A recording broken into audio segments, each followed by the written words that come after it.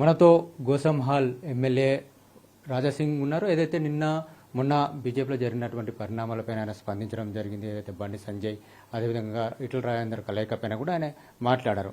అనే ఉద్దేశం ఏంది, అసలు బీజేపీ రాష్ట్రంలో అధికారం రావాలంటే ఏమి కావాలని ఆయన కోరుకుంటున్నారు, ఆయన మళ్ళీ బీజేపీలోకి వెళ్ళేటువంటి అవకాశం ఏమైనా ఉందా? ఆయన మాటల్లో వినేటువంటి ప్రయత్నం చేద్దాం. సార్ చెప్పండి, 2 రోజుల క్రితం బీజేపీ సంబంధించినటువంటి ఈటెల రాజేందర్ అదేవిధంగా బండి సంజయ్ కూర్చోవడం జరిగింది. వాళ్ళిద్దరితో అభయ్ పాటిల్ కూర్చోబెట్టి మాట్లాడినటువంటి నేపథ్యం, వాళ్ళలో సఖ్యత కూడా కుదిరింది అనేటువంటి సంకేతాలు కూడా ఇచ్చినటువంటి పరిస్థితి. అది ఎప్పుడో కలవాలి. మా అభయ్ పాటిల్ గారు, మా కిషన్ రెడ్డి గారు, మా లక్ష్మణ్ గారు ఈ పని ఎప్పుడో చేయాలి. ఇప్పుడు చేసినారు, మంచిదే. ఈటెల గారు, మా బండి సంజయ్ గారు కలిసినారు, చాలా మంచిది. I happy. నాలాంటి చాలా మంది ఉన్నారు, వాళ్ళిద్దరూ కలుస్తున్నారు, అది చూసి చాలా హ్యాపీగా ఫీల్ అయినారు. కానీ నేనేమనుకుంటున్నా అంటే జస్ట్ ఫిజికల్గా కలిసినారు, ఇంకా మనసు కలవలే. ఫిజికల్గా కలవకండి, మనసు కూడా కలవాలి. వీళ్ళిద్దరు కాకుండా చాలా మంది ఎమ్మెల్యేస్ కానీ చాలా మంది ఎంపీస్ కానీ ఒకటిపైన ఒకట కొద్దిగా ఉంది, ఈగోజం అనొచ్చు, ఏదో ఉండొచ్చు. వాళ్ళు కూడా కలవాలి. ఫిజికల్ కాదు, మనసు కలవాలి. అది కాకుండా బూత్లో ఉన్న కార్యకర్త నుంచి సీనియర్ వరకు ప్రతి ఒక్క వ్యక్తికి కలవాలి. అప్పుడే కదా పార్టీ ముందుకెళ్తుంది. ముందు నుంచి రాజాసింగ్ డిమాండ్ చేసేది ఏంది ఫస్ట్ అది అర్థం చేసుకోండి. రాజాసింగ్ నా గురించి ఎప్పుడు కూడా గతంలో కూడా ఏం అడగలేదు, ఇప్పుడు కూడా ఏం అడుగుతలేను, ముందు కూడా ఏం అడగను.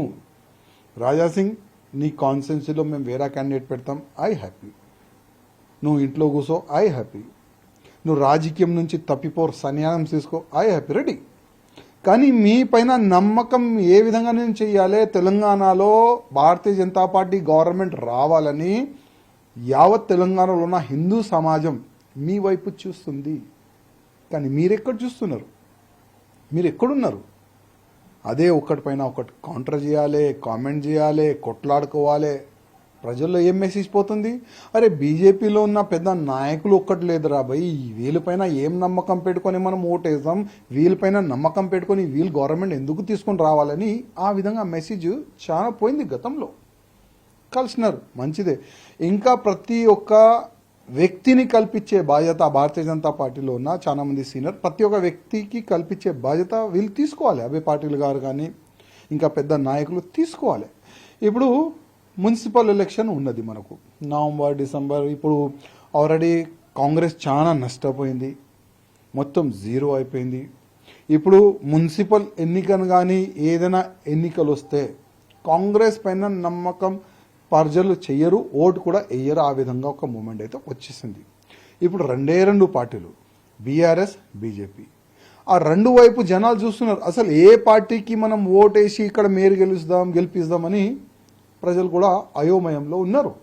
నా రిక్వెస్ట్ ఏంటంటే మీరు బూత్ స్థాయి నుంచి సీనియర్ వరకు కార్యకర్తల్ని కలిపియండి. ప్రతి ఒక్క డివిజన్లో, ప్రతి ఒక్క జిల్లాలో, ప్రతి ఒక్క నియోజకవర్గంలో, ప్రతి ఒక్క పార్లమెంట్ ఏరియాలో కార్యకర్తల్లో గ్యాప్ చాలా ఉంది. ఎమ్మెల్యేకి కార్యకర్తలకి గ్యాప్ ఉంది, ఎంపీకి ఎమ్మెల్యేకి గ్యాప్ ఉంది, మన ఓటర్స్ మధ్యలో గ్యాప్ ఉంది. అది కలిపియండి.